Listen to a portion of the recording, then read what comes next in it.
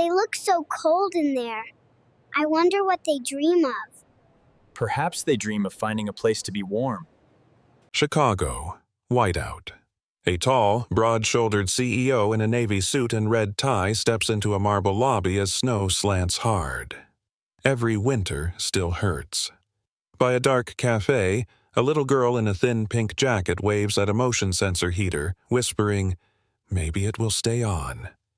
A dented star locket swings. "Keep shining, M." His chest tightens. He cut that grant. Is he the reason she is here? Will he walk past or become the warmth? The wind on LaSalle howled like a long siren, driving needles of snow sideways across the loop. Adrian Vale shouldered through the revolving door, coat collar dusted white, the red tie at his throat a small flame in the marble-bright lobby. He was tall and broad, blue-eyed behind clear frames, dark hair swept to the side, gray at the temples like winter edging into a once-summer sky. He paused, listening to the building hum. Heat rose with a sure-handed steadiness he demanded from every system that bore his name. Vale Civic ran the cashless rails beneath the city's services, the tap-to-ride, tap-to-eat, tap-to-shelter flows that kept people moving when weather said otherwise.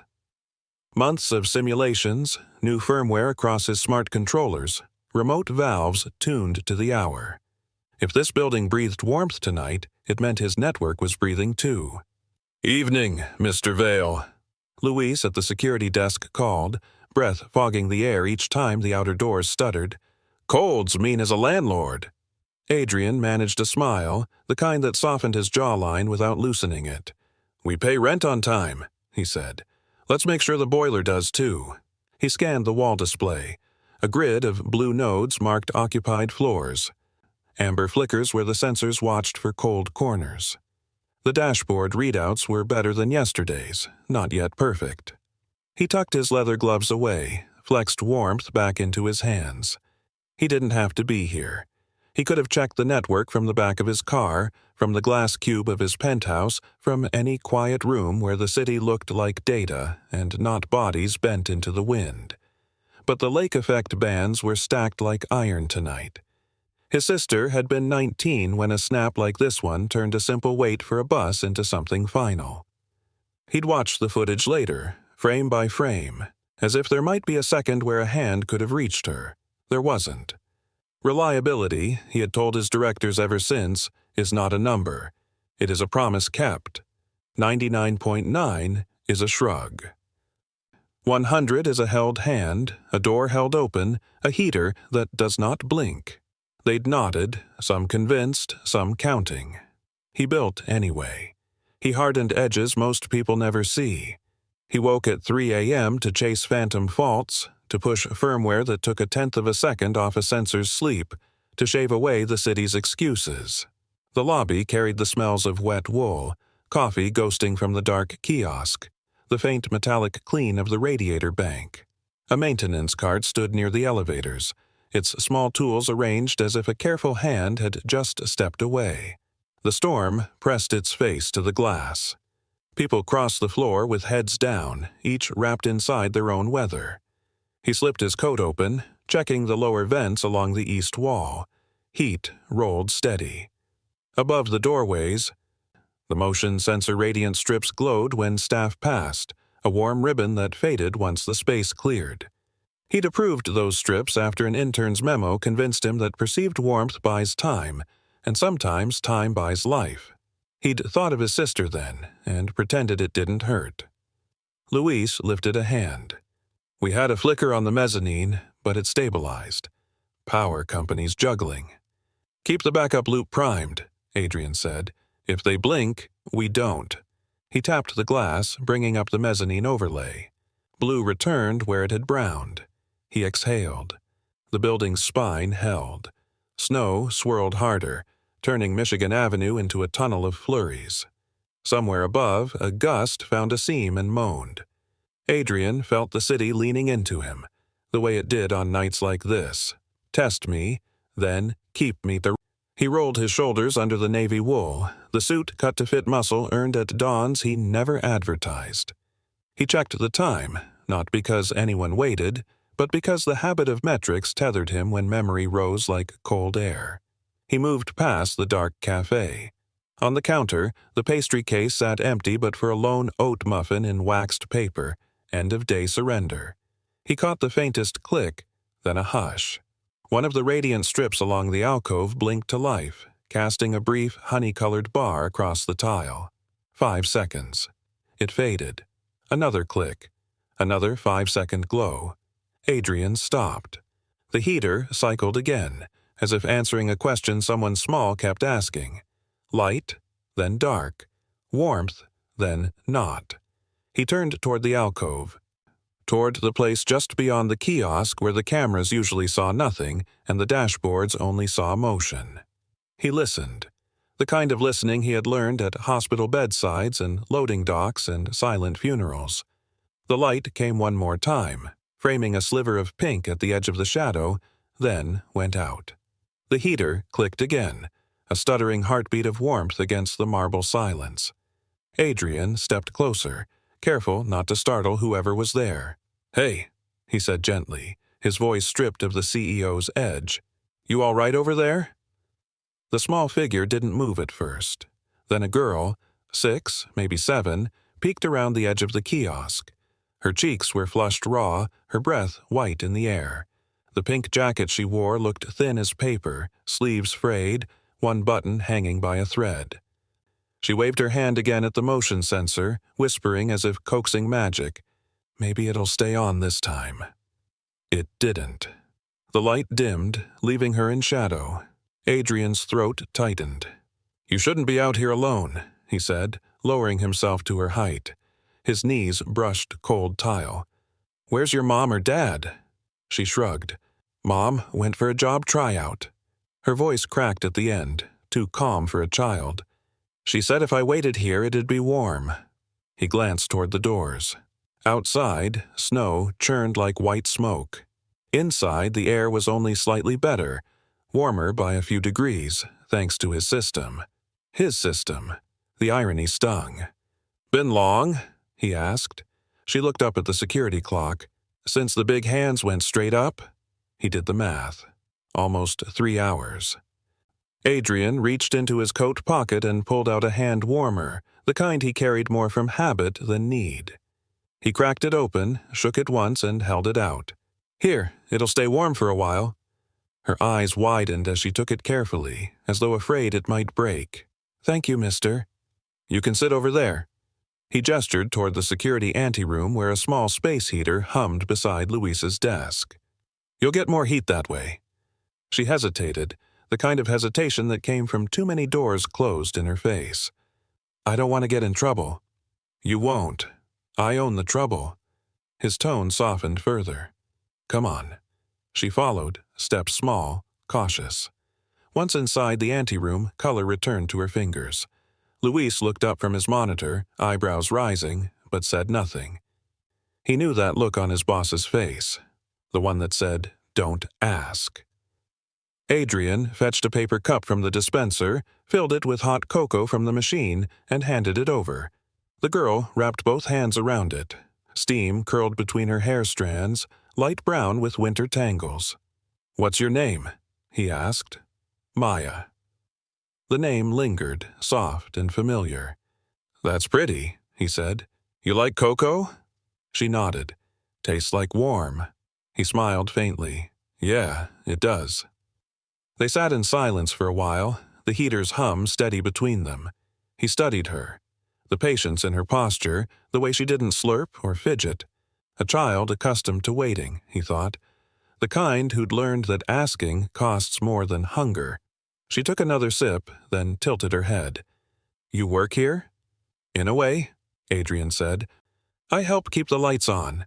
Her lips curved just enough for a half-smile. "Then thank you. They go off lots of places."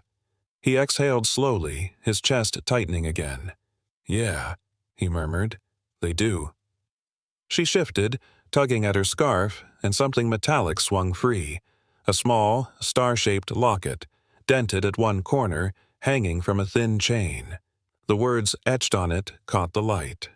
"Keep shining, M. Adrian froze. He knew that engraving. His company's winter literacy initiative had printed the same phrase on their shelter kits last year. He'd signed off on the project personally. Then, a few months later, he'd cut its second phase to tighten margins. He leaned in, voice barely above a whisper. "That locket. Where'd you get it?" Maya traced the dent gently with her thumb. "From the lady who read stories on Tuesdays. She gave it to me when we had to move." "And the M?" "It's for Maya." Her answer hit like a quiet blow. Adrian sat back, memories flashing. The boardroom debate, the line item erased, the photo in the project proposal of kids smiling under blankets labeled, "Keep Shining." He'd thought it was a slogan. Now it was sitting across from him, clutching Coco like a lifeline. Snow whirled outside the glass. The heater clicked on again. Short, 5-second mercy. Adrian looked at the girl, then at the locket, the engraved promise he had broken. The weight of his choices settled, heavy and cold. He whispered, more to himself than to her, "Maybe it's time I fix what I shut off." Maya tilted her head, puzzled. "What did you say, mister?" He smiled faintly. The kind of smile that carried regret. "Nothing, kiddo. Just thinking how brave you are." Adrian stayed kneeling beside Maya as the storm pressed harder against the glass. The lights in the lobby flickered once, then steadied. It was his grid stabilizing the surge, his sensors holding the line. Yet the warmth in the air felt thin, as if all that engineering couldn't quite reach this child. "Where's the place you came from, Maya?" he asked gently. "The shelter by the river," she said, tracing circles on the warm paper cup. "But they said no kids after 8. I waited outside till I saw this building was still bright." Luis looked up briefly, jaw tightening. Adrian's pulse slowed, deliberate. He remembered approving that curfew regulation. It had been written to keep capacity safe, efficient, they'd said. He hadn't pictured it turning children out into the snow. "Did you come here alone?" She nodded. "Mom said she'd be back soon. She was going to the new building with the gold sign." She pointed through the glass toward the next block. "She said it's where the nice jobs are." He followed her finger. One of his tenants, a contractor he knew had been cutting part-time workers all quarter. "When was that?" "Yesterday," she said softly. "But maybe today still counts if you keep waiting." Her words carried no fear, just belief worn thin but not gone.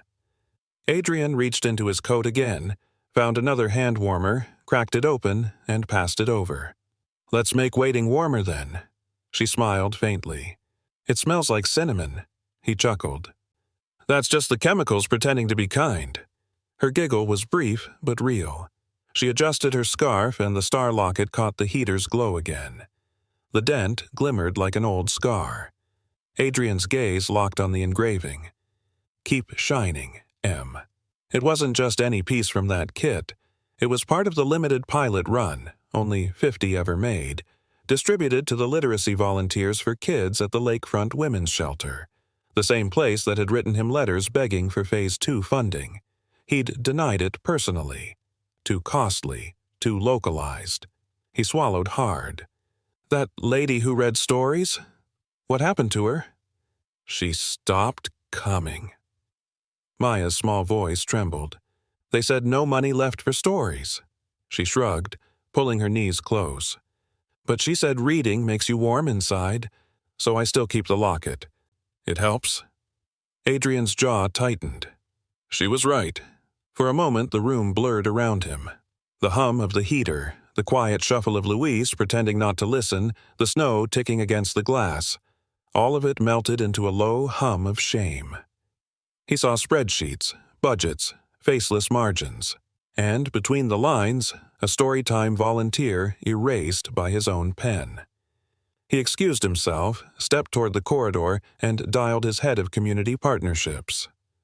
"Mark," he said, his voice barely controlled, "pull last year's literacy pilot data. Every partner, every shelter contact. Find out what happened to the Lakefront unit." A pause. "Tonight?" "Yes. And one more thing. If anyone asks why, tell them I just met one of our missing lines." He hung up before Mark could ask. When he turned back, Maya had moved to the lobby window. Her breath fogged the glass, tiny clouds blooming and fading. "You can see the big lights outside," she said, pointing toward the skyline. "They look like stars, but don't fall." He joined her side. "That's the city's heartbeat," he said quietly. "Every light means someone made it home." She looked up at him. "Then my mom's light is out there somewhere, right?" Adrian's throat caught. "Yeah," he said softly. "And she's going to find her way back." But he wasn't sure if he was reassuring her or himself. The heater cycled on again, 5 seconds of amber warmth. Maya lifted her face to it, eyes closing as if to memorize the glow. "It feels like the locket when I hold it," she murmured. "What do you mean?" "When I hold it tight, I can pretend Mom's hand is still around mine." He couldn't answer. Behind them, Luis cleared his throat softly. "Mr. Vale, we've got a cot in the back, if the kid needs rest. I can lock the doors once you're settled." Adrian nodded slowly. "Thanks, Luis. Keep the light steady." Maya blinked sleepily. "You staying too, mister?" He hesitated. "For a while." As she yawned, the locket swung forward again, catching light just long enough for him to see the fine line of a repair seam, like someone had tried to solder it before. The chain looked too new compared to the charm. Someone had replaced it. Someone had cared enough to keep it alive. That night, Adrian Vale, a man who had automated half a city, realized how fragile warmth could be when left to circuits alone. He sat by the window long after Maya fell asleep, watching the storm's reflection ripple across the glass. Somewhere in the distance, a transformer flashed blue against the sky, and he whispered into the empty lobby, "Not this time. Not again." By dawn, the storm had carved the city into silence. Snowdrifts stacked against the glass like white walls, muffling even the hum of the lobby's vents. Adrian had dozed in the chair beside Maya, his suit jacket folded over her like a blanket. When she stirred, her small fingers clutched the lapel, as if afraid the warmth might vanish with waking. "Morning, kiddo," he said softly. Maya blinked, blinking through the dim light. "Is it still night?" He glanced toward the doors. Street lamps glowed pale blue beneath the snow haze. "Almost morning," he said. "The sun's just sleeping in." She smiled faintly. "It's smart like that." Adrian chuckled under his breath. "Smarter than us, maybe." Luis entered carrying 2 cups of coffee and a carton of milk. "Figured the young lady might want some warm cereal.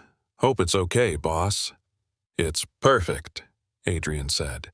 Maya looked between them, cautious again, as if kindness had rules she didn't know.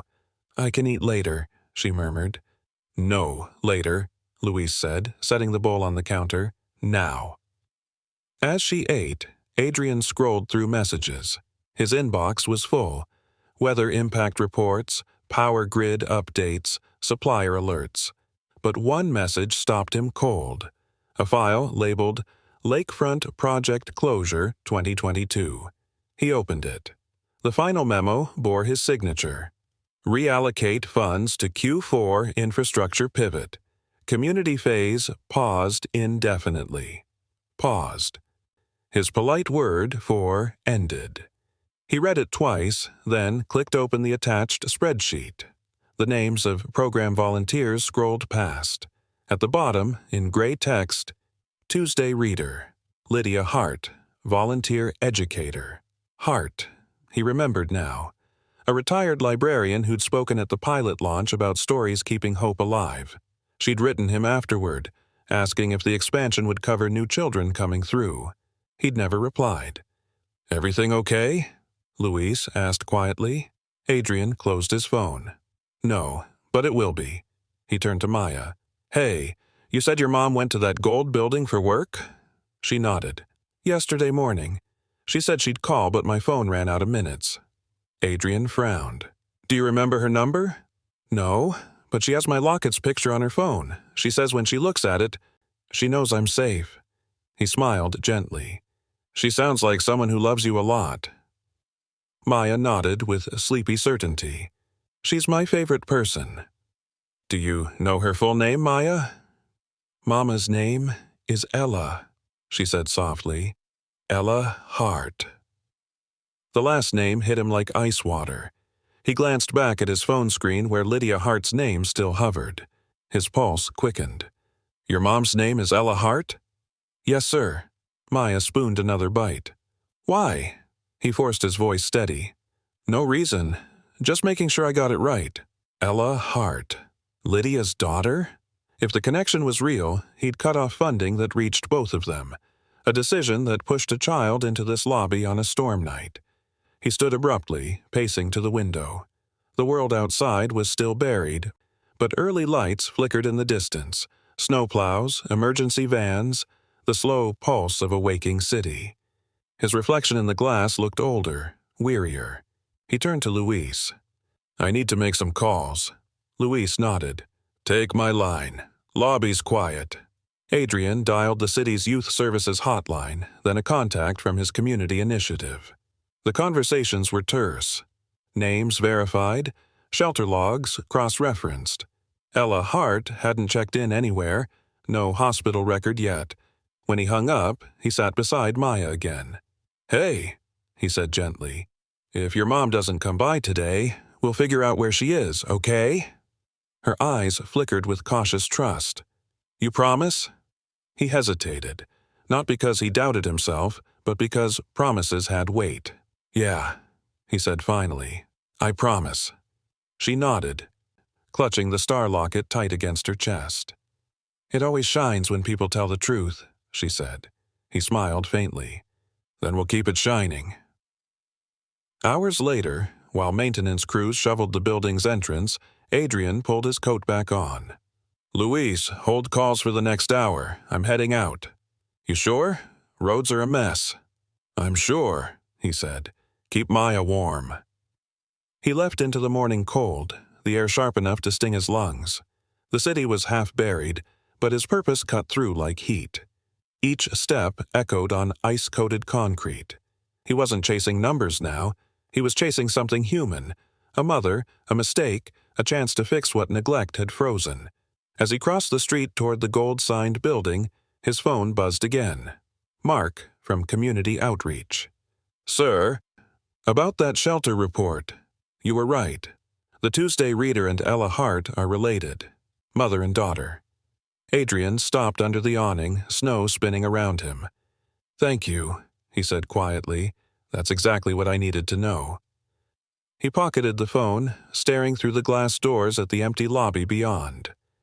For the first time in years, Adrian Vale, the man who built systems that never failed, realized what true failure looked like.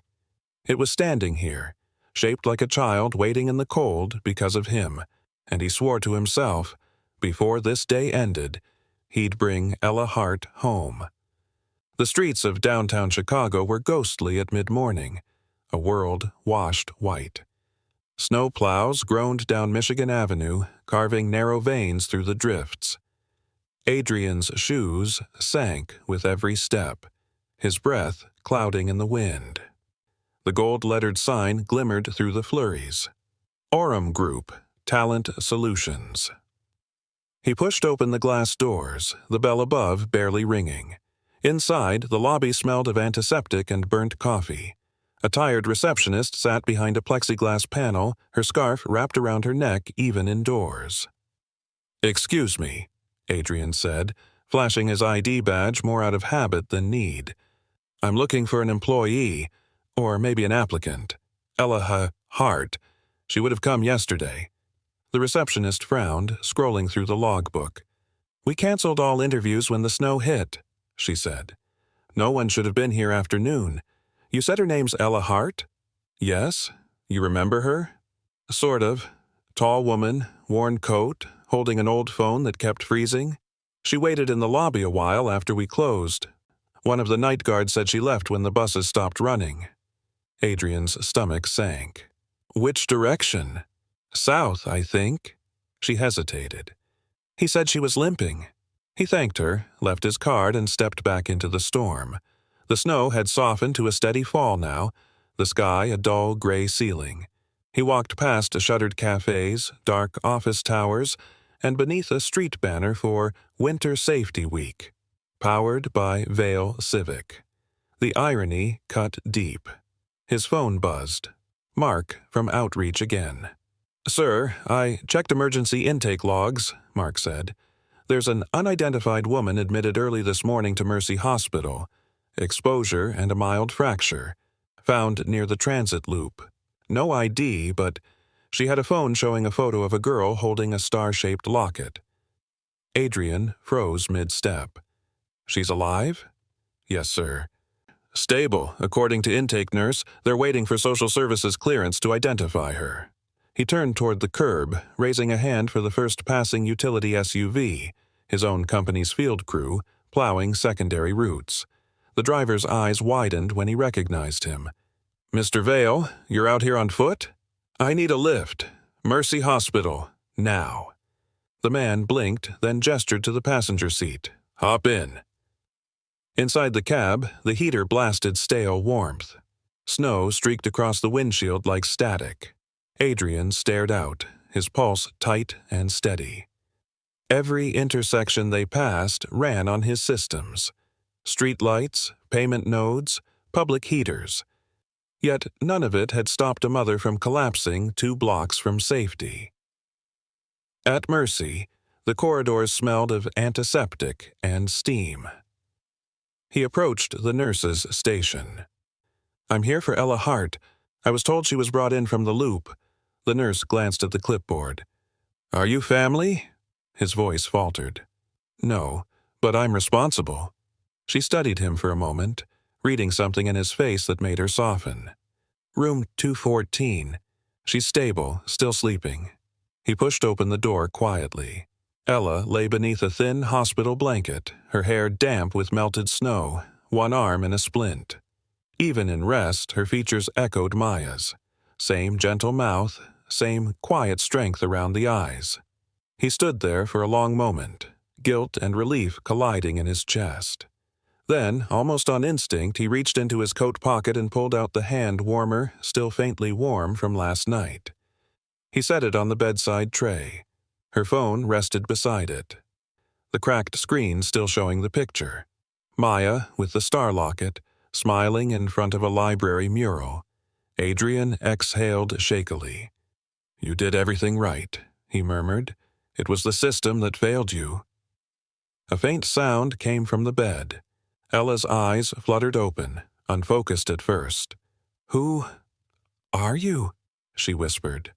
"My name's Adrian Vale," he said. "I found your daughter last night. She's safe." Her eyes filled instantly. "Maya, where is she?" "She's at my building, warm and fed, I promise." Tears slipped down her temple. "I told her to wait by the warm lights," she whispered. "I thought they'd stay on." Adrian knelt beside the bed, his voice breaking. "They should have. That's on me." She frowned faintly. "On you?" "I built those systems," he said quietly. "Every heater, every kiosk, every payment node. But I cut the funding that kept your shelter open." Her gaze sharpened through exhaustion. "You're the Vale from the commercials." He nodded. "And I'm sorry. More than words can cover."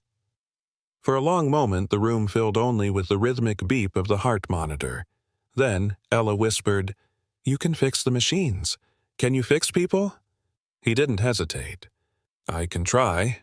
Starting with you and your daughter." A nurse entered softly, checking vitals.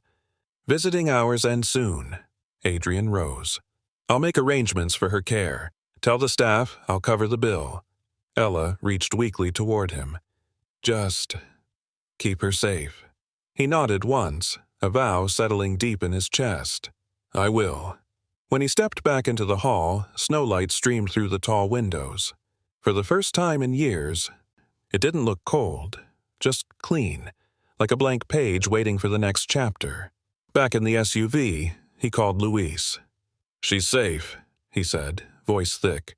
"Tell Maya her mom's resting and we'll bring her to see her soon." Luis's reply cracked with emotion. "She's been asking every 10 minutes, boss. That's going to make her whole night." Adrian looked out at the city waking under the snow, street by street, and whispered, "Then maybe we're starting to make things right." By the time Adrian returned to his headquarters, the storm had eased to a fine, glittering dust. The morning light shimmered on the marble floors, reflecting a calmer Chicago. But inside, his pulse was far from steady. Luis met him at the door, relief written across his face. "She's been up since you left," he said quietly. "Didn't touch breakfast until I told her you'd call." Adrian managed a faint smile. "She's a disciplined one." Luis exhaled. "She's a survivor." Maya appeared from behind the reception desk, clutching her cocoa cup with both hands. "You came back," she said, as though she hadn't dared hope it. He crouched to meet her eyes. "Told you I would. I found your mom, Maya." Her cup slipped from her hands, cocoa splashing over the tile.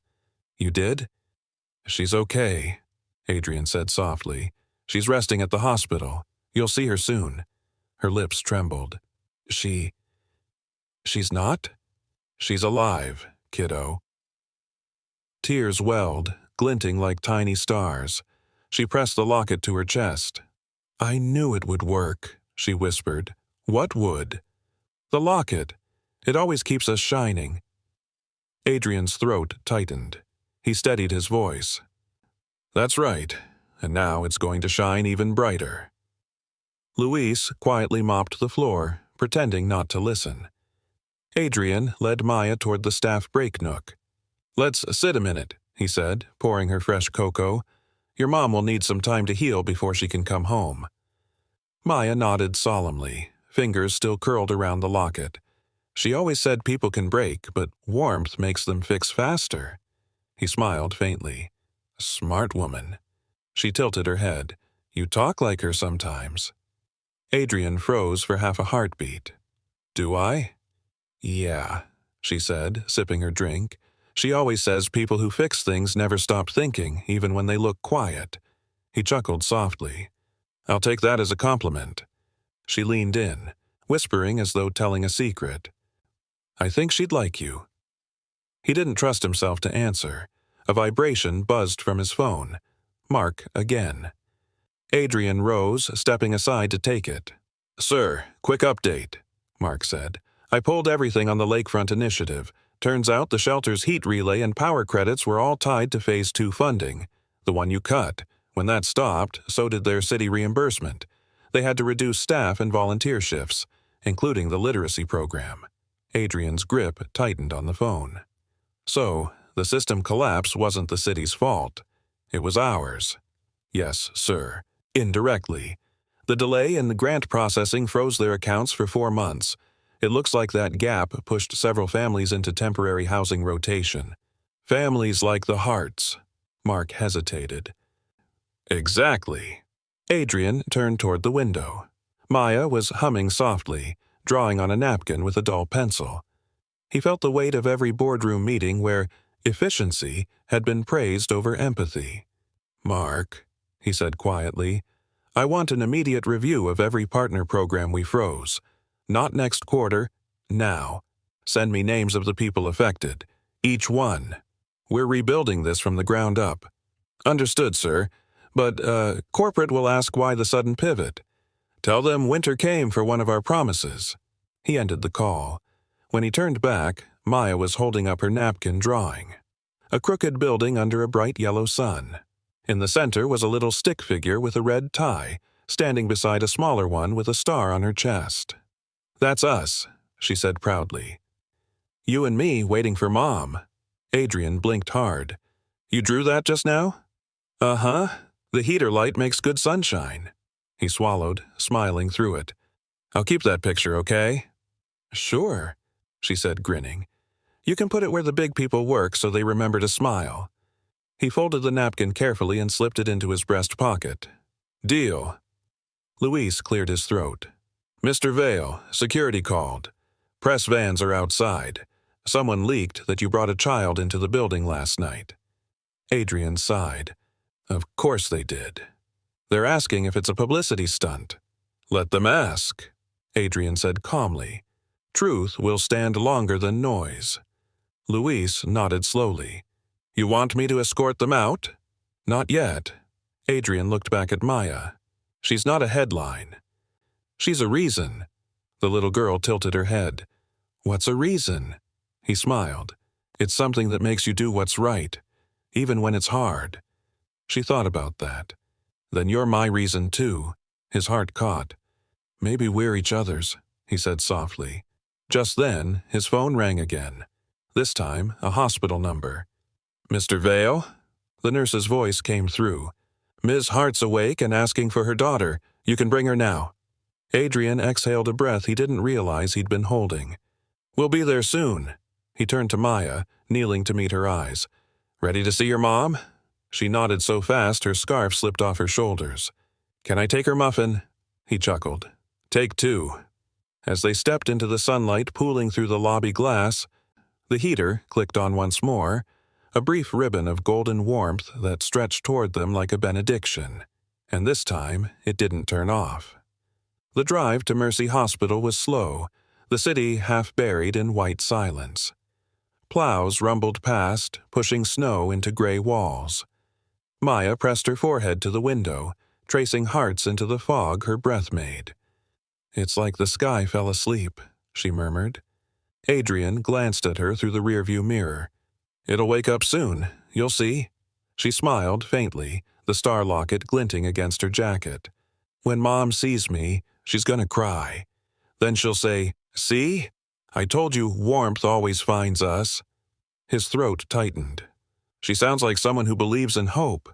She does, even when it's broken. They turned into the hospital entrance, tires crunching through slush. A nurse met them at the reception desk. You must be Mr. Vale. Ms. Hart's awake, but she's still weak. Keep it gentle, all right? Adrian nodded. Thank you.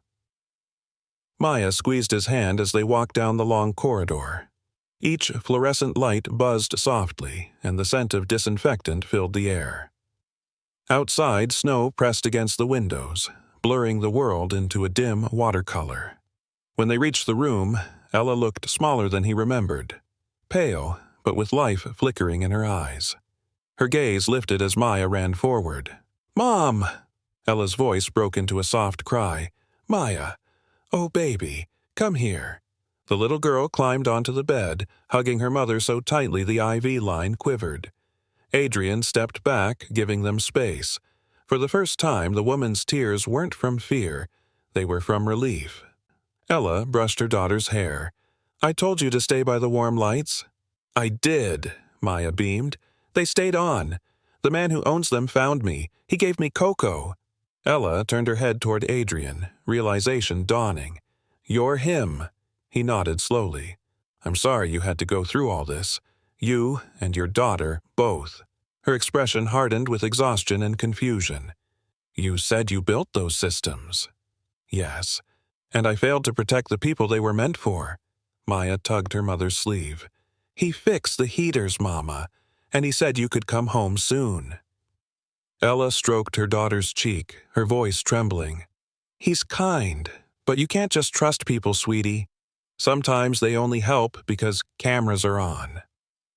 Adrian's jaw clenched slightly. No cameras this time, he said quietly. Just me. She looked at him for a long moment, studying the tailored coat, the steady eyes, the man whose name was printed on half the city's kiosks. Why us? She asked finally. Because last night, I saw what happens when technology remembers everything except compassion, he said. And I realized I've been building a colder city than I meant to. Ella exhaled shakily. You talk like someone trying to make it right. He smiled faintly. I'm trying. Whether I can or not, that's up to you to decide. Maya pressed the star locket into her mother's palm. See? It worked, Mom. We found the light again. Ella opened the locket with trembling fingers. Inside was a tiny photo. A blurred shot of Maya from months ago, cheeks smudged, eyes bright. I took this the day before everything fell apart, she whispered. She wanted to look at stars, but we couldn't afford the planetarium. Adrian felt something twist inside him. Then, let's make sure she never has to wish for warmth again. Ella's gaze softened, but suspicion lingered beneath the gratitude. You really think one man can fix all that? He hesitated.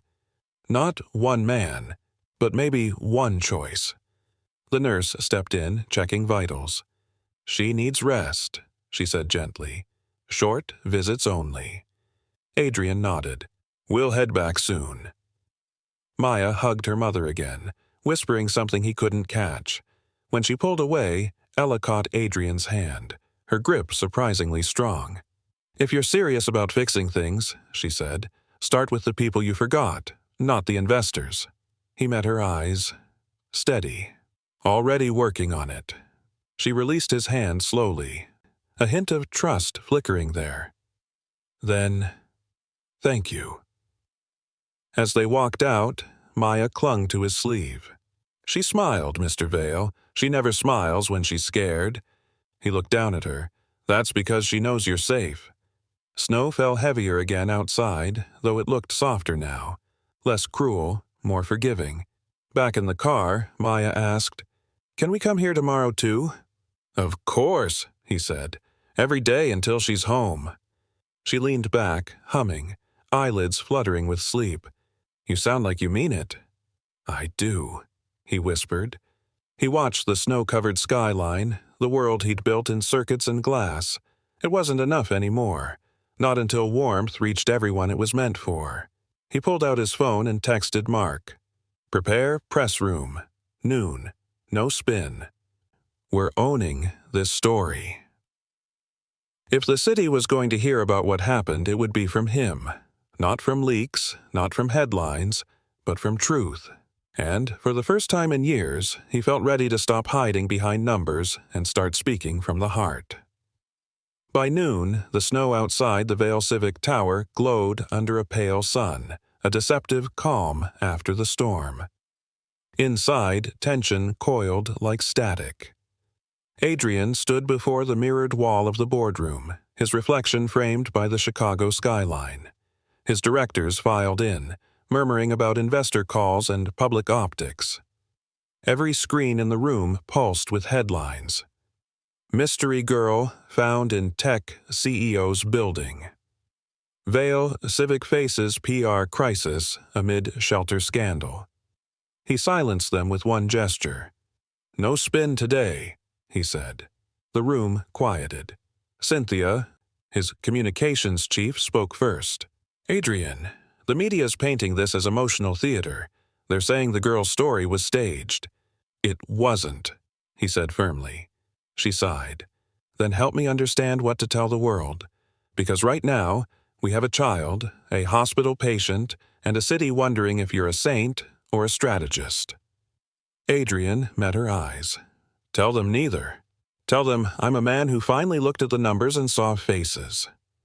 From the corner, CFO Grant cleared his throat. You know the board won't stand behind a personal crusade. Philanthropy doesn't fix stock dips. Neither does silence, Adrian shot back. We sell reliability, not indifference. Grant leaned back. You're proposing what exactly? Free heat for everyone? Adrian tapped the tablet in front of him. The screen lit up with a schematic map, blue nodes stretching across Chicago, connected by glowing lines. Not free heat, free access to warmth. Starlight Shield. The name drew a few raised brows. He continued, voice steady. An open network of winter microgrants and 24/7 Blue Beacon warming hubs. No paperwork, no IDs, just proximity sensors, heat, and a tap card. Anyone can activate one. The infrastructure already exists. We just have to let it serve people instead of margins. That's radical, Cynthia murmured. It's right, Adrian said simply. Grant scoffed. You're talking about cutting a portion of company revenue permanently. Shareholders will revolt. Adrian turned toward him, eyes glinting. Then let them revolt, because this time we're leading with conscience. The boardroom fell silent again. He took a breath. Every winter, this city buries people under data. Hypothermia victims become statistics. Delays become acceptable losses. I've lived with that guilt long enough. The girl in our lobby, Maya, she's not a story. She's the truth that found me. Cynthia's tone softened. Adrian, if you do this, it changes everything. That's the point. He pressed send. The announcement went live. Within minutes, phones in the room vibrated. Alerts, mentions, breaking news banners lighting up. Vail Civic CEO launches Starlight Shield, a new era of human tech. He exhaled slowly, watching the headlines morph from scandal to shock. Then his phone buzzed again. Luis. Sir, Luis said, voice tight. Media vans just doubled outside. They're trying to get shots of Maya leaving the building.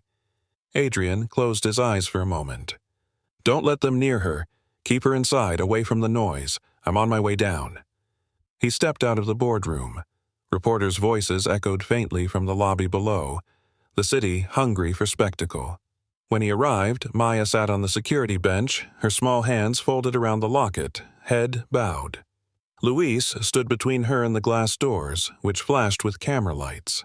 Adrian approached slowly. Hey, he said gently. You doing okay? She nodded, eyes wide. They keep saying my name. I don't like it. He crouched down. You don't have to talk to anyone. You're not their story. You're just you. She whispered. Mom says when lights get too bright, you find a smaller one and stay close. He smiled softly. Your mom's wise. Maya's gaze flicked to the windows. Are you in trouble, Mr. Vail? Maybe, he said. But sometimes trouble means you did the right thing too late, and now you're fixing it. She tilted her head. Then we're fixing it together, right? Yeah, he said. Together. Just then, Cynthia's voice came through his earpiece. Press conference starts in 2. They're live streaming already. He rose, smoothing his jacket. Luis, keep her here until I'm done. Then I'll take her to the hospital. Luis nodded. Go make it count, boss. Adrian turned toward the cameras, his heartbeat steady now. The automatic doors parted, and the blast of cold air hit him full in the face. Reporters swarmed, microphones thrust forward. Mr. Vail, why take responsibility for something you didn't cause?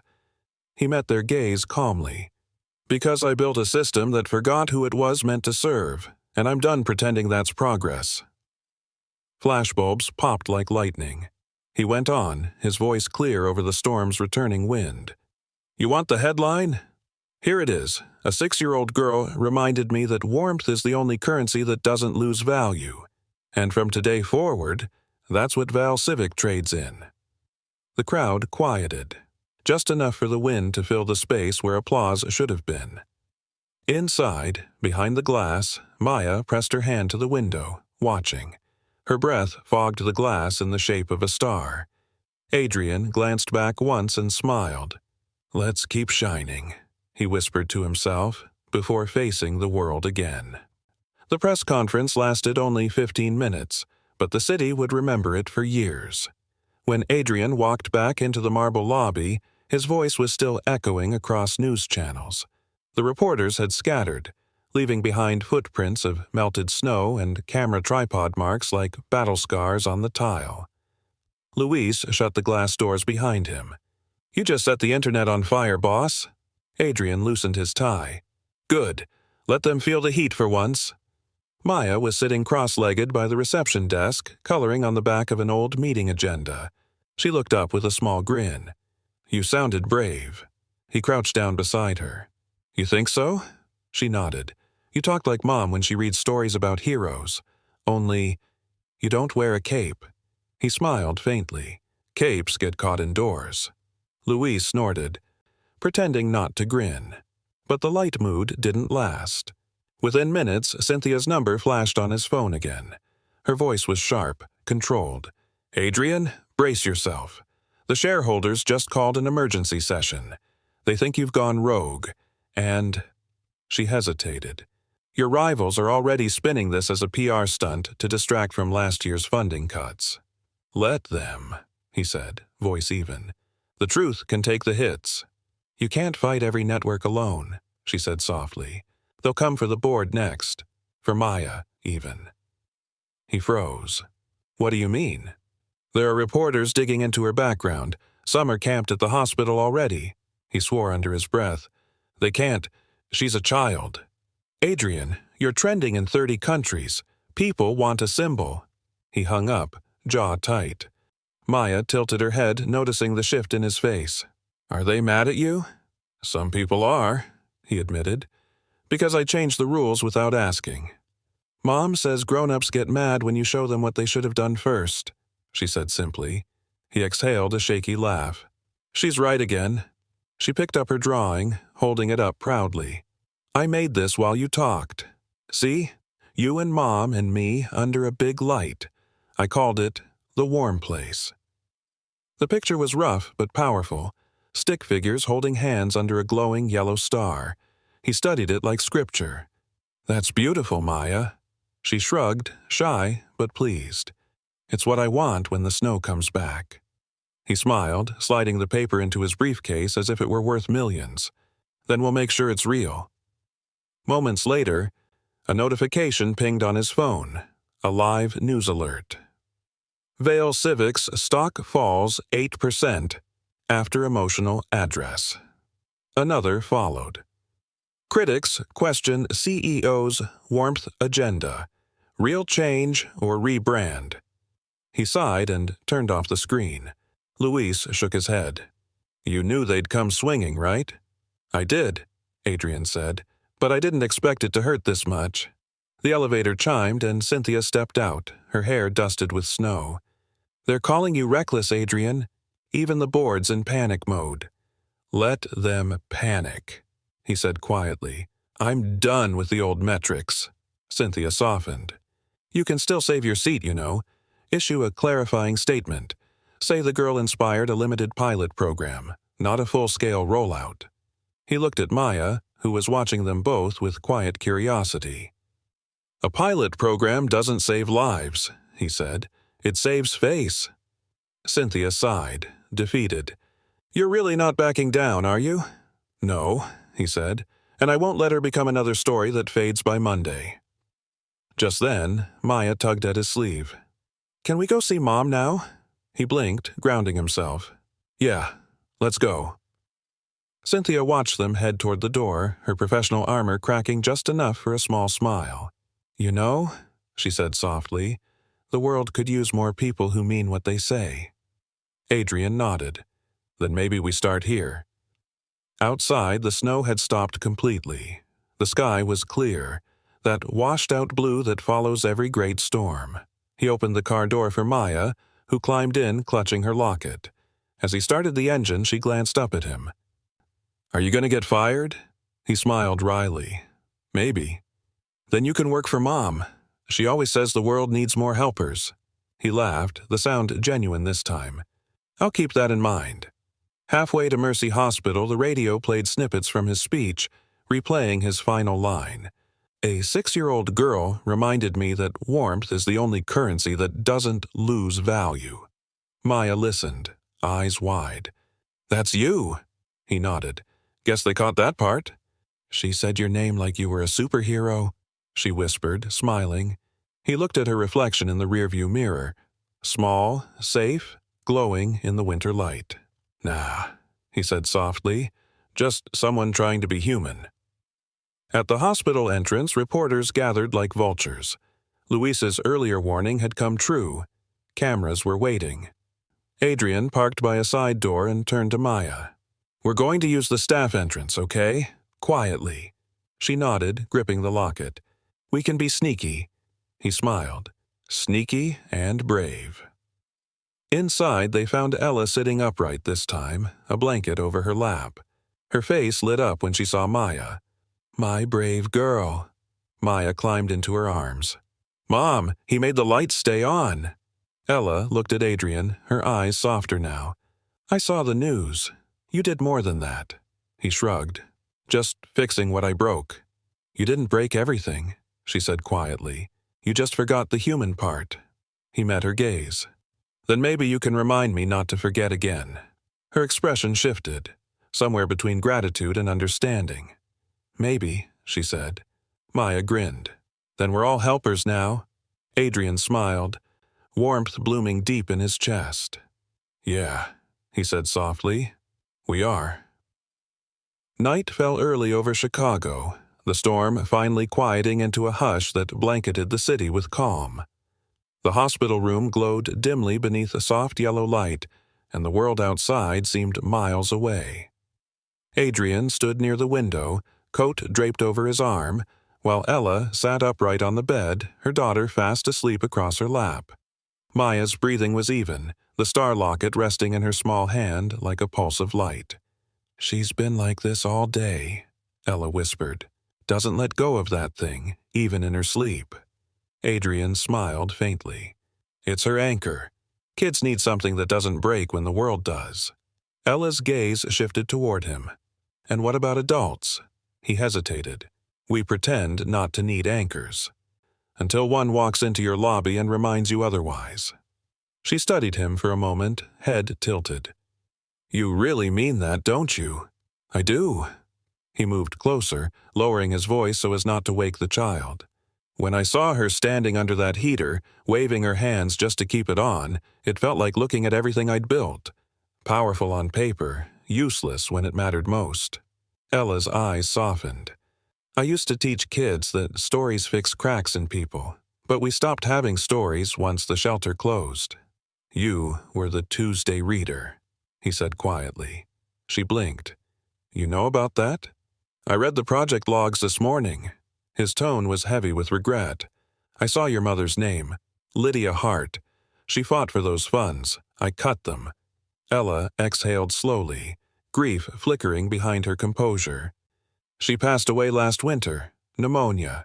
We couldn't afford the heat after the shelter downsized.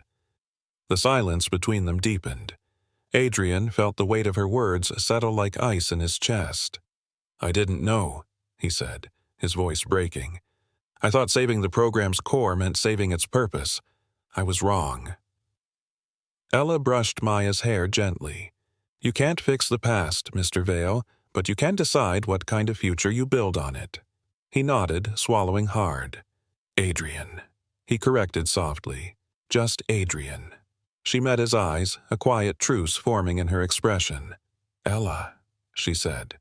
They stood there for a moment, no boardroom formalities, no headlines, just two people sharing the same truth, that good intentions without compassion still leave people cold. Maya stirred, murmuring, half asleep. Mom, the warm lights stayed on. Ella smiled through her tears. They did, baby. Adrian knelt beside the bed looking at her small hand still wrapped around the locket. That locket, he said quietly, it's been through a lot. It's dented, but it still shines, Ella replied. Like most of us. He smiled at that. Would you mind if I fixed it properly? I know someone who can restore it without changing the engraving. She hesitated, then nodded. If you think it can be fixed. He looked from her to the sleeping child. I think a lot of things can be fixed, Ella. Even hearts. A nurse knocked gently. Sorry to interrupt. Visiting hours are ending. Ella sighed. Of course. Adrian rose, adjusting his coat. I'll be back tomorrow. I want to make sure the hospital transfers you somewhere safe when you're discharged. You don't have to do that, she said softly. I know, he replied, but I want to. As he reached the door, her voice stopped him. Adrian. He turned. She looked at him with something between gratitude and disbelief. Why are you really doing all this? He considered the question, searching for words. Because I spent years trying to build a perfect system, he said finally. And last night, a little girl taught me that perfection means nothing if it doesn't protect the fragile. Her eyes glistened, but she nodded. Then maybe the city still has a chance. He smiled. Maybe we all do. When he stepped out into the hallway, the world felt lighter somehow. His phone buzzed with notifications. Stock analysts speculating, critics dissecting his speech, investors demanding statements. He silenced them all. For once, silence was the right sound. Outside, the wind had calmed, and the city lights shimmered like scattered constellations. The streets were cleaner, the air sharper, a rare, peaceful kind of cold. As he stepped into his car, Adrian opened his briefcase and unfolded Maya's crayon drawing. The warm place. The three stick figures smiled under the star she'd drawn above them. He placed it on the dashboard, letting the city's glow reflect off the waxy paper. He drove slowly through the sleeping streets, passing darkened bus shelters and snow-covered benches. At each stoplight, he checked the heaters embedded in his company's infrastructure. Every blue beacon blinked steadily in the night, every one alive. For the first time in years, he didn't just see data, he saw people. Back at his penthouse, he walked to the window overlooking the frozen lake. Chicago stretched out below, vast, cold, beautiful. He reached into his pocket and pulled out the dented star locket Ella had entrusted him with. The engraving caught the light. "Keep shining, M." He turned it over in his palm, whispering into the glass reflection, "We will." Then he picked up his phone and opened a new memo. Project, keep shining. Objective, establish a permanent youth-led hotline for warmth and shelter coordination, staffed by volunteers, funded by Vale Civic. Launch in honor of Lydia and Ella Hart. He hit save and exhaled. Somewhere across the city, heaters glowed, doors stayed open, and small hands slept warm. And, for the first time in years, Adrian Vale felt that maybe, just maybe, the city he'd built was beginning to remember its heart. Morning came, bright and brittle. Chicago's skyline glittered like crystal under the new snow, every rooftop shining as if the night had been washed clean. In his office on the 42nd floor, Adrian stood by the window, coffee cooling untouched beside him. He had been awake for hours, not from worry, but from purpose. Across the glass table lay 3 folders: Starlight Shield, Keep Shining Hotline, and Heart Family Support Plan. Cynthia entered, holding a tablet. "You've made every news cycle again," she said, half amused, half exasperated. "Half the city's calling you a visionary, the other half's calling you insane." He smiled faintly. "Progress usually starts as insanity." She sighed. "The board wants a formal statement before today's trading session. They're nervous. The stock dropped another 4 points overnight." "Let it," he said. "If we're trading warmth for numbers, I'll take the loss." Cynthia studied him for a moment. "You've changed." He glanced at her. "Or maybe I just woke up." She hesitated, then softened. "For what it's worth, Adrian, people believe you. There's something different about the way you spoke yesterday. Less polished. More human." He nodded. "Maybe because this time, I wasn't pitching a product." Cynthia smiled faintly and turned to leave. "You've got one meeting before the press hits again. I'll clear your schedule after that." When she was gone, Adrian picked up the phone and dialed the hospital. "How's Ella Hart this morning?" he asked. The nurse replied, "Recovering well. Should be discharged within 2 days. Her daughter's been visiting the children's lounge all morning, drawing stars on every wall poster." He smiled. "Sounds like her." After hanging up, he opened the first folder. Inside were handwritten notes from the outreach team. Locations for warming pods. Pilot neighborhoods. Staffing costs. At the top, in bold letters, was his new personal directive, one he'd written at 3 a.m. No child should have to find warmth by chance. He sat down and began signing the documents one by one. No hesitation, no delegating. Every signature felt like a promise stitched back into the fabric of the city. An hour later, Mark buzzed in over the intercom. "Sir, there's someone here to see you. Says she's from the city's Department of Youth Services." "Send her in." A woman in a gray coat entered, mid-30s, clipboard in hand, practical eyes. "Mr. Vale, I'm Sandra Miller. I'm following up on a custody matter regarding Maya Hart." Adrian straightened. "Custody?" "Yes, sir. With Ms. Hart's hospitalization and lack of stable housing, we're required to review temporary guardianship arrangements. We'll need to ensure Maya has a safe environment until her mother's recovery and case evaluation." He nodded slowly. "Of course." Sandra glanced at the window. She's been through a lot, hasn't she? Yes, he said, but she's resilient. She seems to trust you, Sandra added. He looked down at his hands, remembering the way Maya had fallen asleep on her mother's lap, the locket glinting against her palm. That trust is something I intend to earn, every day if I have to. Sandra smiled faintly. Then I'll need to inspect your property, meet the staff, and confirm accommodations for a minor. Whenever you're ready, he said, you'll find the warmth stays on. Later that afternoon, they met again in the residential wing of his building, the same space where Maya had first spent the storm night. The heaters hummed softly, windows clean, air faintly scented with vanilla from the bakery downstairs. Sandra walked through each room, noting the details. Comfortable, safe. She'd have her own room? Yes, Adrian said, opening a door to a small suite. The bed was freshly made with a navy comforter, and a shelf of picture books lined the wall. On the nightstand sat a snow globe.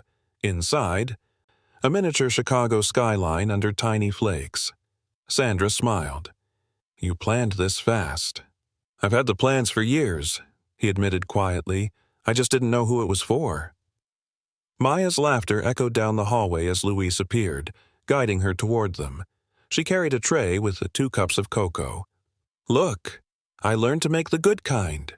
Sandra's face softened instantly. She's comfortable here. She's at home, Adrian said simply. That evening, Sandra completed her report, setting her clipboard aside. Temporary guardianship under your supervision is approved. Ms. Hart will retain full parental rights, of course, but, given your stability and the child's connection to you, this arrangement will help while her mother recovers. Adrian nodded, relief threading through him. Thank you. Maya clapped her hands. Does that mean I get to stay? He smiled. For now, yeah. But it's not about staying, Maya. It's about belonging. She hugged his waist, her small voice muffled against his coat. Feels like both. Later, after Sandra left, Adrian stood in the doorway of Maya's new room. She was sitting on the bed, arranging paper stars she'd cut out of scrap printer sheets, taping them to the window. He leaned against the frame. You making constellations? She nodded. This one's called The Warm Place. He smiled. Good name. She looked up at him. Mom says when you find good people, you make sure their light doesn't go out. He knelt beside her, helping tape the last star. Then I guess we're both keepers now. When he turned to leave, she called softly, Good night, Mr. Vale. He paused. You can call me Adrian. She grinned. Good night, Adrian. He switched off the lamp, leaving only the faint city glow streaming through the paper stars. For the first time in his life, the word home felt like something he didn't just build. It was something he was part of. The next morning began with quiet laughter drifting down the hallway. Adrian followed the sound to the kitchen where Maya stood on a stool, wearing an apron that nearly swallowed her. Louise was beside her, guiding her hands as she shaped dough into small rolls. Morning, boss, Louise said with a grin. Your new head chef's got talent. Maya beamed. We're making honey oat rolls, like the ones from the lobby cafe. Adrian leaned against the counter, watching her knead with fierce concentration. Smells better than any boardroom breakfast I've ever had, Louise winked. That's because it's got heart, not stock value. Maya giggled. And cinnamon. Adrian chuckled softly, taking a seat at the island. Looks like you've taken over my kitchen. She shrugged with mock seriousness. You said belonging means helping. I'm helping breakfast belong. He smiled, a warmth spreading that had nothing to do with the oven. Touché. By the time the rolls baked golden, the apartment smelled like home. They sat together at the table, Adrian, Louise, and Maya, as snow glittered outside like spilled light. Between bites, Maya looked up. Can Mom come here when she's better? Adrian's heart tightened. That's the plan, kiddo. She nodded, satisfied. Then we'll make her honey oat rolls, too. She likes the middles best. Louise cleared his throat softly, excusing himself. He knew the look on Adrian's face. a man trying to hold steady through something fragile and real. When they finished breakfast, Adrian packed up a small box of rolls. "We'll bring these to her later." Maya grinned. "She'll say it smells like stories." He frowned playfully. "Smells like stories?" "That's what she says about things that make you remember good stuff." He smiled. "Then I'll take that as the best compliment I've ever gotten." After lunch, he drove them to Mercy Hospital. The streets were clearer now, and the whole city seemed to hum with something new. Cautious hope. News screens downtown displayed headlines about the Starlight Shield network.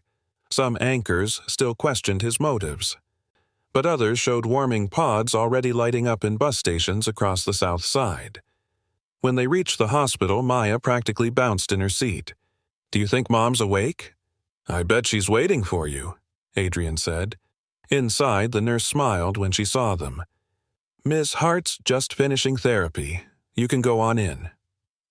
Ella sat in a chair by the window, sunlight soft on her face. She looked stronger, color back in her cheeks, posture steady. When Maya ran into her arms, Ella laughed, the sound bright and alive. "I brought you something," Maya said, offering the box. Ella opened it, inhaling deeply. Honey oat rolls. She smiled at Adrian. "You remembered." "She's the chef," he said, nodding toward Maya. Ella tore one in half, steam curling upward. "Still warm," she murmured. "That's rare in this city." They ate quietly, letting small talk fill the space where worry used to live. Then Ella looked up. "I heard about what you did. The Shield Network." He met her eyes. "It's just a start." "It's more than that," she said. "You've already saved people." Adrian exhaled, resting his elbows on his knees. "I didn't save anyone alone. I just built a door and kept it open this time." She studied him for a long moment. "You could have walked away, Adrian. Most men in your position would have signed a check and disappeared." "I've done that before," he said quietly. "It never fixed anything." Ella reached across the small table, her fingers brushing his hand, tentative but sincere. "Then maybe you're learning the part most people never do." He looked up, meeting her gaze. "Which part is that?" "That warmth isn't a system," she said softly. "It's a choice you have to keep making." He nodded, something unspoken passing between them. Maya, oblivious to the weight of their words, munched her roll happily. "When Mom's better, can we bake for the people in the blue lights too?" Ella smiled, stroking her daughter's hair. "That sounds like a wonderful idea." Adrian's heart swelled. "You'll have a kitchen waiting." As visiting hours ended, he and Ella walked into the hallway while Maya colored quietly by the nurse's station. "She's healing faster because she feels safe," Ella said. "Thank you for that." "She's the one teaching me," he admitted. "Every time she smiles, it feels like forgiveness." Ella looked at him. Really looked. "Forgiveness isn't earned in a day, Adrian. But you're on your way." He smiled, and for once it reached his eyes. "That's all I need to hear." They lingered in that silence a moment longer before she said, "When I get out of here, I'll need to rebuild. Find work again. Maybe start teaching." He nodded. "You'll have my help. Whatever you need. References, funding, space. Consider it done." She frowned. "You don't have to." "I know," he said, cutting her gently off. "I want to." As they walked back to Maya, Ella looked at him curiously. "You're really not the man I expected when I first saw your name on those kiosks." "Good," he said with a smile. "I didn't like that man much either." They laughed softly. Later that night, after dropping Maya back home and ensuring she was asleep, Adrian stood again at the window of his office. Snow fell lightly over the city, each flake catching the streetlights like drifting sparks. He whispered into the stillness, "Keep shining." Below, the blue beacon warming pods pulsed steadily through the cold, his promise made visible, his past slowly thawing. And, for the first time, he no longer felt like a man watching from above. He felt like part of the city's light. 2 days later, the world outside was bright with reflection, streets slick with meltwater, sunlight bouncing off glass towers like hope returned. Adrian waited at the hospital entrance, a navy wool coat draped over his arm and a smile he hadn't worn in years. Ella stepped out slowly, wrapped in a borrowed parka, her arm still in a light sling. Maya darted beside her, cheeks flushed pink from excitement. "We're free, Mom," she announced to the sky. Ella laughed softly. "Feels like it." She turned to Adrian. "Thank you for picking us up." "You're family now," he said simply. She blinked, caught off guard. "That's a big word, Adrian." He smiled. "It's one I've been learning to mean." They drove through the thawing city. Snow piles shrank along curbs, blue beacon pods glowed at every bus stop, signs of the Starlight Shield already alive. Maya pressed her face to the window, pointing. "Look, Mom, that one says Warm Zone. We made that." Ella's eyes softened. "You did, sweetheart. You really did." Adrian's hands tightened gently on the wheel. "You both did." They reached the Vale Civic Building, but this time it wasn't a skyscraper of glass and distance. The staff lobby had been transformed overnight. Cocoa station near the front. Coat racks and blankets stacked neatly beside a glowing sign that read, "Keep Shining Center." The air smelled faintly of cinnamon and paper stars. Luis waved from the desk. "Welcome home, ladies." Maya ran ahead, squealing. "Luis, we brought muffins." Ella looked around, stunned. "You changed everything." He nodded. "It was overdue. Every lobby in our network's becoming a public warmth zone. No more locked doors during storms." She turned slowly, her eyes shining. "You turned your company into a shelter." Adrian smiled faintly. "No, I just turned it back into what it should have been all along, a place where warmth begins." They took the elevator to the residential floor. Maya ran down the hall, stopping outside her room, the one with the paper stars taped to the window. She gasped when she saw what waited inside, a small bookshelf stocked with her favorite storybooks, a quilt stitched with tiny constellations, and a framed photo of her and Ella taken at the hospital that morning. "Mom, look, we're stars now." Ella laughed through tears. "You certainly are." Adrian stood by the doorway, watching them. "The social worker expedited full release," he said quietly. "Ella, your case is officially closed. You and Maya can stay here as long as you need. No strings, no contracts." Ella turned, her expression torn between gratitude and disbelief. "You'd really do that?" He nodded. "I've spent half my life building walls made of policies. Maybe it's time to build something human instead." She stepped closer. "You could have just written a check, Adrian." He smiled softly. "Checks don't change stories." Maya tugged at Ella's sleeve. "Mom, come see. There's a key." On the nightstand sat a small box tied with silver ribbon. Inside lay the repaired star locket, its hinge smooth, its dents polished into faint, beautiful scars. Attached was a tiny new charm, a second star etched with M plus A. Maya gasped. "You fixed it!" Adrian knelt beside her. "It was already strong. It just needed a little help to shine again." She reached up, slipping the chain over her neck, then looked at him seriously. "You get one too, okay? So we match." He smiled. "Deal." Ella watched the exchange, emotion catching in her throat. "You didn't have to do this." "I know," he said quietly, "but I think I needed to."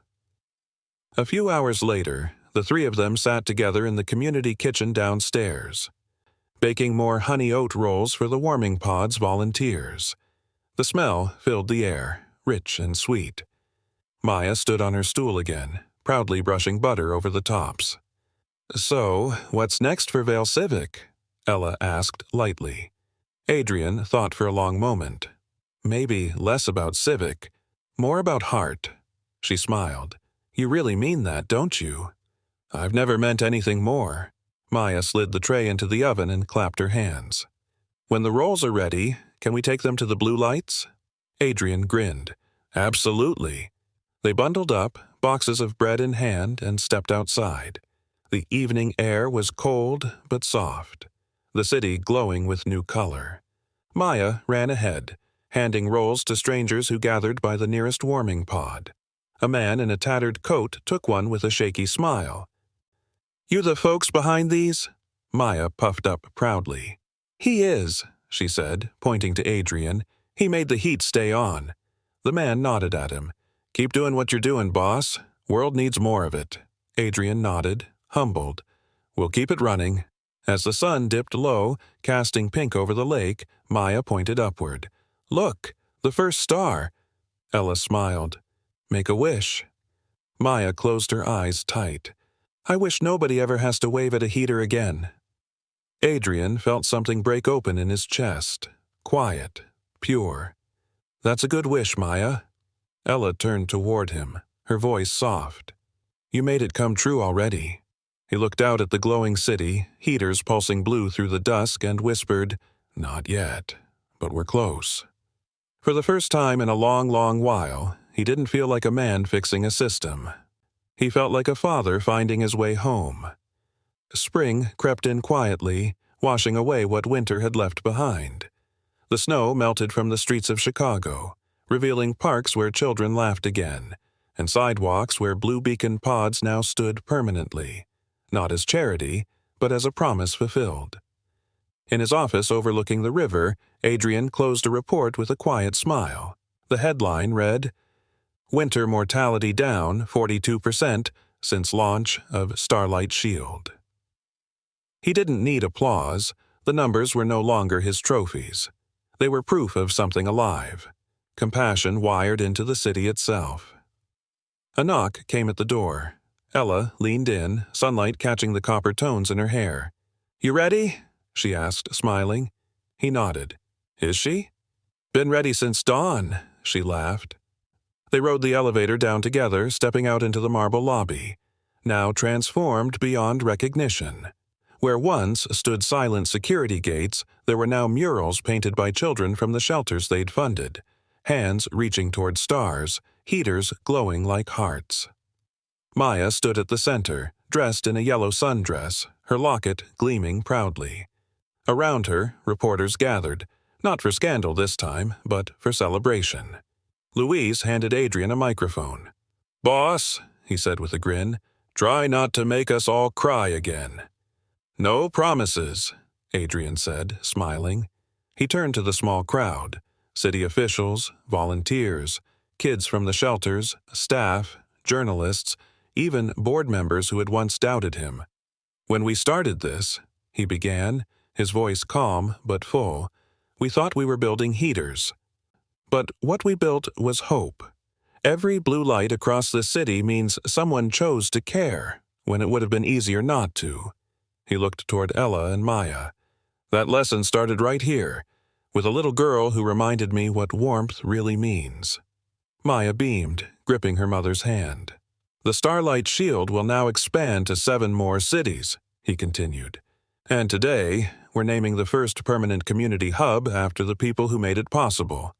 He gestured to the glowing sign unveiled behind him. "The Heart Center for Hope, a project of Keep Shining." The room filled with applause. Ella pressed a hand to her chest, eyes shining. Adrian stepped back as Maya tugged at his sleeve. "Can I say something?" she whispered. He knelt, lowering the microphone for her. "Go ahead, Chief Warmth Scout." She grinned nervously at the crowd. "My mom says warmth isn't just heaters or coats. It's people who don't let you stay cold. Not in your house, not in your heart." There was a hush, the kind only truth brings. Then, softly, Ella added, "And sometimes, the ones who save us are the same ones learning how to be saved." Applause rose again, but this time it wasn't loud. It was tender, like the city itself was breathing differently. After the event, when the crowd had gone and the sun dipped over the river, Adrian, Ella, and Maya walked together along the river walk. The air smelled faintly of thawed earth and new beginnings. Maya skipped ahead, holding her mother's hand with one and Adrian's with the other. "You know," she said, "the stars look closer now." "They are," Adrian replied softly. "We just learned how to see them." They stopped at a bench where the city lights reflected on the water like 1,000 little suns. Ella leaned back, sighing.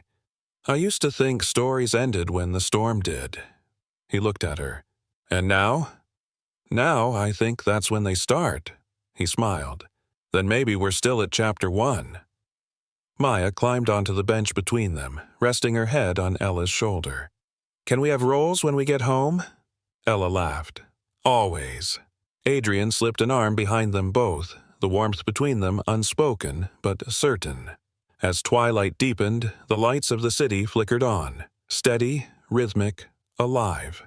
The blue beacon pods pulsed gently in the distance, marking streets that once knew only cold. Inside his chest, the same glow pulsed, quiet, steady, human. He looked at the two beside him, then at the reflection of the city in the water, and whispered the words engraved on the locket now hanging in Maya's small hand. Keep shining. And for the first time he believed it wasn't just a promise. It was who they had all become,